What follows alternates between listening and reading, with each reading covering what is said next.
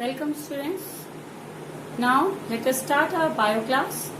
Today we are going to start new chapter, molecular basis of inheritance. Okay. So already we know what is the meaning of inheritance, how DNA helps in transfer of characters. Now what are the different topics is included in this chapter? Let us first at a glance look what is given in this chapter. So in molecular basis of inheritance, first is search of genetic material. Okay, so in this we are going to study about transforming principle, how the characters are transformed from one parents to the other. Next we are going to study about the different experiments, Harshey experiments regarding the evolution and existence of life. Then we are going to discuss about DNA and RNA. Okay, so in RNA again everything, structure, function, how it works will be included. Next is replication. In replication, what we are going to study? In replication, we are going to study semi-conservative, then enzymes, different types of enzymes, then machinery, and then we are going to study about different steps. Okay, now one more after RNA, what else is given in this? DNA. In DNA, we are going to study about its structure, packing, and we are going to study central dogma. Clear? Now, how the gene expression is regulated. How gene expression is, we know that genes are transferred from one generation to other. But how it is controlled, how it is regulated, that will be included in this chapter. And under that topic, we are going to include lac operon, which is very important topic. We are going to include lac operon. Then translation. And after that, we are going to include genetic code and mutation. Next is HGP. HGP means Human Genome Project. Okay? Human Genome Project. In that we are going to study DNA fingerprinting. Okay? Now what is the importance of DNA fingerprinting will be there. And then is transcription. Okay? Now in transcription many topics are there. Transcription unit, promoters, structural genes. Okay? Then we are going to study about types of RNA. Types of RNA we are going to include. Now after in the types of RNA is RNA, rRNA, tRNA, okay, mRNA, that will be included in types of. And after that we are going to include the steps, means initiation, elongation, okay, and after that it will be termination. That everything will be included in transcription. Clear? So all these topics one by one we are going to study in this chapter. Now let us start with DNA. Okay, so DNA is actually, it is an acidic substance. Okay, it is an acidic substance and it was approximately in 1869 it was first identified by Frederick. Okay, so it is present in nucleus. Okay, so he called it as nuclein. Frederick isolated DNA in 1869 and he named it as nuclein. Now DNA is present in the nucleus. Okay, and DNA structure is given by Franklin, he proposed double helical structure of DNA.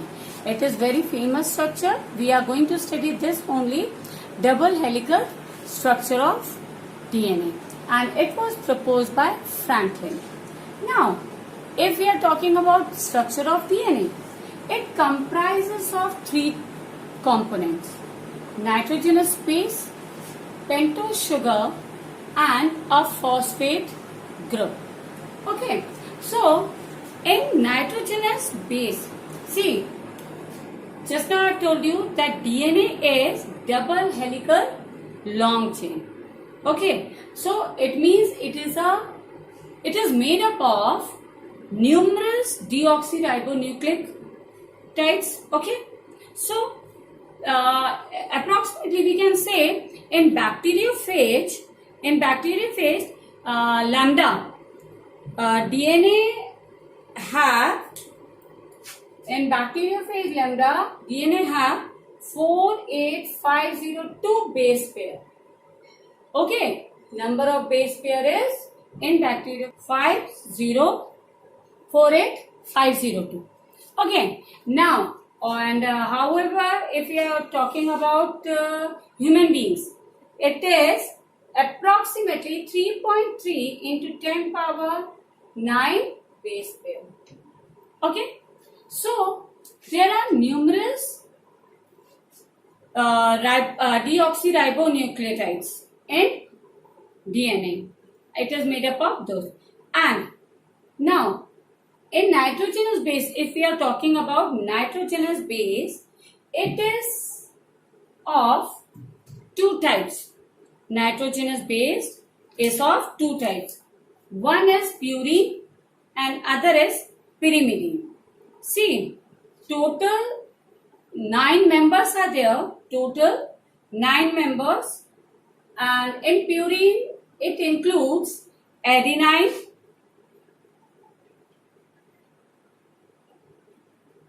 and guanine.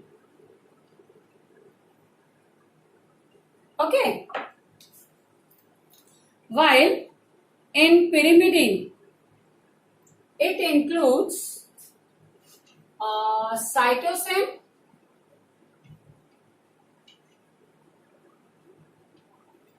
uracil, and thymine. These are the nitrogenous base.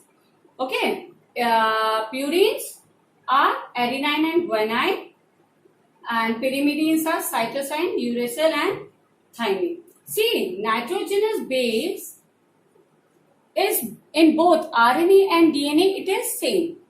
Okay, but only one difference is there, that is uracil is present in RNA. Uracil is present in RNA in place of thymine. Means in DNA, thymine is present, while in RNA, uracil is present. Clear? So, out of these three,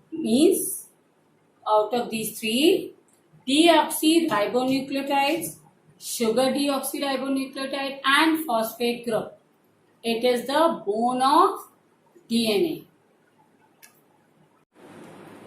The nitrogenous base are at the right angle.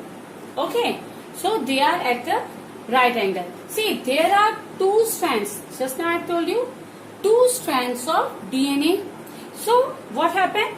The nitrogenous base, okay, the nitrogenous base of two strands come to lie on the opposite, okay, lie opposite to each other, and they develop a hydrogen bond.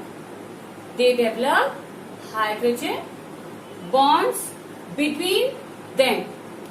They develop hydrogen bonds between them.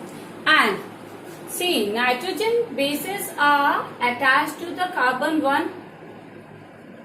Clear? Carbon 1 of deoxyribose sugar. And they form a bond which is glycosidic bond. Okay. They form a bond which is glycosidic bond, or it may form a bond of get attached to N1. Okay, it is in the case of pyrimidine.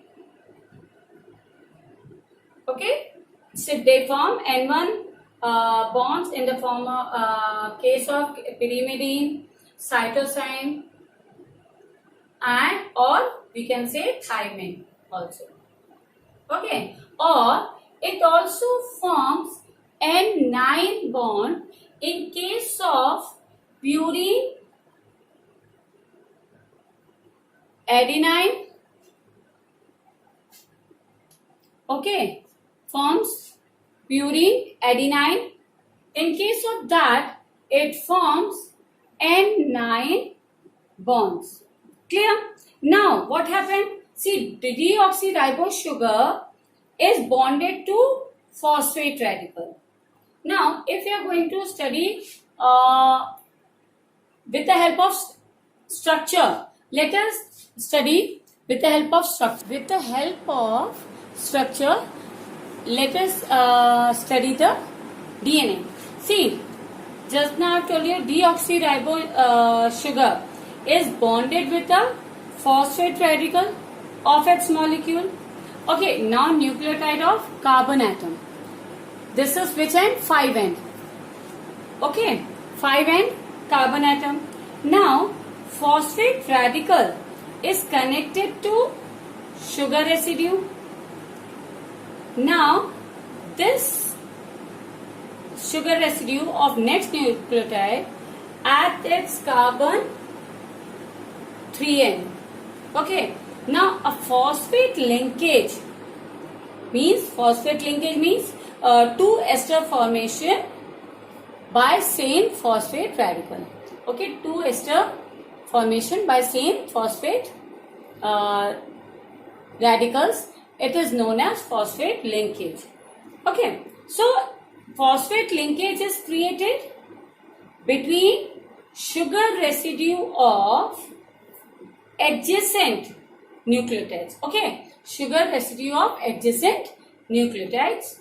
Now, in this very simple thing is there, if one chain of DNA, see, if one chain of DNA duplex, the last deoxyribose of one end has its carbon 5 free, then in the other chain it will have 3 end. Okay, simple thing. Same condition will be the other side also. If the other end is 3, then here it will be 5. So duplex is always reverse. Okay, it is in reverse. Clear? So direction of nucleotide chain is from 5 end to 3 end, and in one case, and in other case it will be 3 end to 5 end. Clear? So this will be the basic thing that we have to remember, that if it is starting from 5 end, it will end in the 3, and the other will start from 3 and end with 5. Now nitrogenous base, this is a polynucleotide chain. Okay, this is polynucleotide chain. Now nitrogenous base of this two chain lying opposite to each other are not same, are not similar. They are complementary to each other. Clear? Means if one line with adenine on, okay, here adenine is there, then in the opposite it will be thymine. Clear?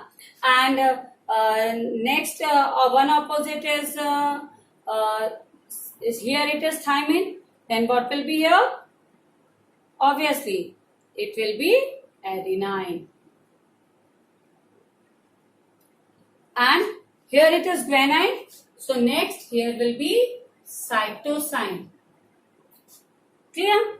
In this way. Now if I am saying here it is cytosine, then here it will be guanine. Now what will happen? See, the opposite and complementary nitrogenous base are held together by the hydrogen bonds. Okay, they are held together by hydrogen bonds. Now it depends. See, it is between two hydrogen bonds between adenine and guanine, 3 hydrogen bonds. Okay, I've written with the dotted so to express the hydrogen bond. Okay, so it should be in a dotted form. Now here between guanine and cytosine, there will be 3 bonds. Clear? There will be 3 bonds between them. Now what happened? See, two types of forces stabilize the duplex and hold the 2 DNA chain together. Okay, these forces keep these 2 DNA chain together. Now what are these? First is hydrogen bond between the complementary nitrogenous base. Hydrogen bond is present between the complementary nitrogen bases and hydrophobic interaction. There will be hydrophobic interaction between the 2 nitrogenous bases. Clear? So what will it will do? It will keep the nucleotides in contact with water. Okay, it will keep the polar group are kept on the outside while the latter is kept stacked inside the helix. So it polar group will be kept outside in contact with the water. Clear? So this will be the complete nitrogenous base bonding and how it is kept together. It is both are linked with each other with the bonds.